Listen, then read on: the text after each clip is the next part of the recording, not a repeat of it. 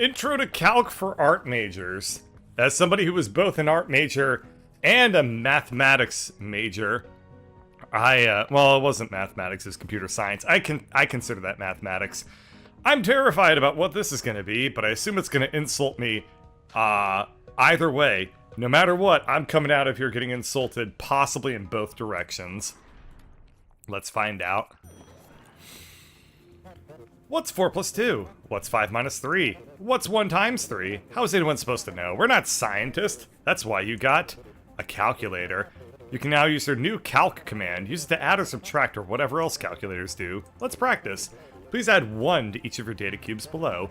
And place them back on the floor again. Excuse me. Pick up. Pick up below. Calc. My item plus 1. Right.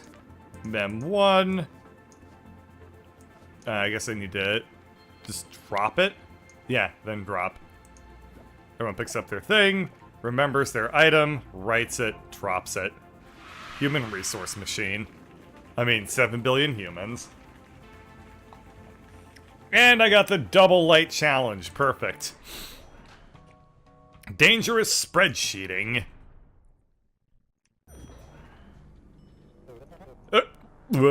Did everyone have fun at the holiday party? Oh, you weren't invited? Well, I'm sure cleaning up after a party is just as fun as being at the party. Remember, someone got into this room and damaged a bunch of data. So the tech support people want us to take inventory. See that table of data over there? Just add up each row and write the total sum of each row in that column over on the right. I mean on the right. Oh, it was a rough night. Watch out for the hole. Holes. Holes. Oh no. Oh fuck. Oh no. What do I do about holes? Oh no. Ha ha ha ha ha ha ha. Well, I guess if I encounter a hole, then I need to step down? But everyone's kind of staggered across their holes. Some people have 2 holes, and I'm scared. I'm scared about what this is entailing. How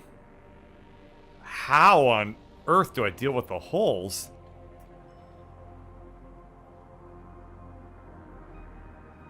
I don't understand. Well, I mean, the basics of this are pretty straightforward. Which is what we do is we always go to our nearest. Oh, we don't have nearest anymore. So it's basically just step to the right until we're on, or if we're until we're not on, while we're not on a data cube. Once we're on a data cube, we then do, well, we just do calc of whatever we're on, of mem1. So first we set mem1 to 0, which I think it's probably already set to 0 to begin with. But let's find out. So we set mem1 plus what we're standing on, and then we just step to the right over and over again. If to our right is not a wall, once it is a wall, we then then we do pickup. We write mem1, and then we do a drop. So this is the solution that does not account for holes. This person will succeed, this person will succeed, everyone else will die. But, we'll just use this to double check. I don't know why. Oh. If to our right is not equal to a wall. Alright, so let's double check this real quick. 8, 16, 17, 25, 28, 10, 13, 16, 19, and 18. Yeah, okay. If it's 2 out of 3, it's fine. Okay, so the people that didn't have holes lived. The people who do have holes, I don't know what to do about them. If right is equal to hole, then die. Well, that's what they're doing. So, what I need them to do is just basically enter a routine where they just step up and walk around the hole. But I'm afraid of what will happen in case they end up walking into another one of the workers. But I don't think that's actually an issue. I think that'll work just fine. So, if to our... Okay, so we take a step to the right. We do this mem1 calc thing. If to the right of us is not a hole, then we take a step to the right. Else, we step up, and we're just going to keep walking to the right until there's no hole beneath us. So, we'll take a step to the right. If below us is not a hole, then we will jump back to there. Once it is a hole, or... Okay, so we take a step right. If below us is a hole, then we take another step right. Otherwise, we take a step down. And then we continue the execution of our program from here, where we do the calculation memory plus whatever we're on. So this should now account for holes successfully. I think that people just wait over and over again if they're blocked by another worker. And yep, this looks just fine. Alright, that wasn't so bad. I did damn good on the speed challenge too, so that's really nice. I think that there's, the only thing that I could do a little bit differently is there might be, I'm taking a little bit too long because I'm doing an extra calculation of 0 here. So I don't need to actually do that if there's a wall to my right. So if to my right is... So yeah, the only thing that I'm doing a little bit wrong is this check against the wall thing. But yeah, because everyone's taking a moment to mentally calculate 0 at the very end. An addition of 0 doesn't actually matter, blah blah blah. Let's just continue to the elevator. Printing Etiquette 1.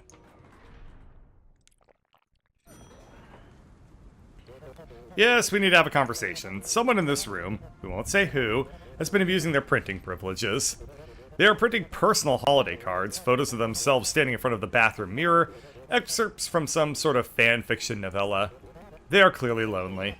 Yes, we need to learn to limit our printer usage, and not print like we're trapped in some sort of infinite loop as if data can be copied indefinitely. Yes, please work through our printer mindfulness assignment. I'll just leave the pamphlet's instructions over there. We need to increase our awareness of our printing. Each worker must print exactly 5 data cubes and place them anywhere on the floor. And really think about the impact of each one. Okay, mem1 is equal to nearest printer. So what we'll do is, we'll do 2 things. If my item is not equal to a data cube, then take from mem1. Alright. We now have an item. Okay, so now we say if my ground is equal to nothing, then I drop. If mem2 which is, I do drop calc mem2 is equal to mem2 plus 1. If mem2 is equal to 5, end. Otherwise, we jump back to get another item. Couldn't be simpler. They picked up 37, and I forgot to have them take a random step. So, what we do is, if my ground is equal to nothing, then I do drop.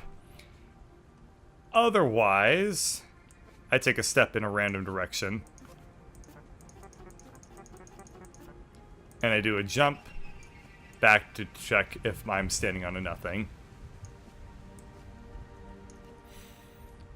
Alright. So they did 52, they've printed one thing, they now took a step in a random direction, they have an empty tile, they know not to check again. Everyone's just gonna keep doing this.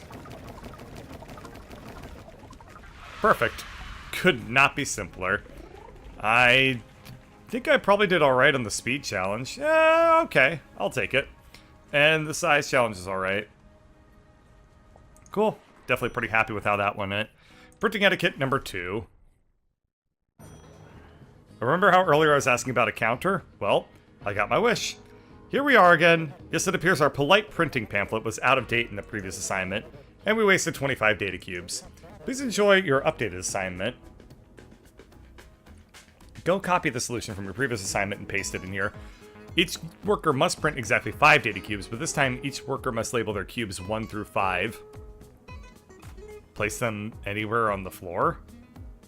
Wait, so I then also do a write of mem2? That's easy enough. How is this hard? Blah, blah, blah. Copy.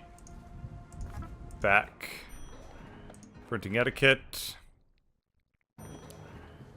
Blah, blah, blah. Paste. So all I do now is, instead of doing my drop, before I do mem2, I do a write of mem2 onto the item, then I drop it. It's literally just one extra command.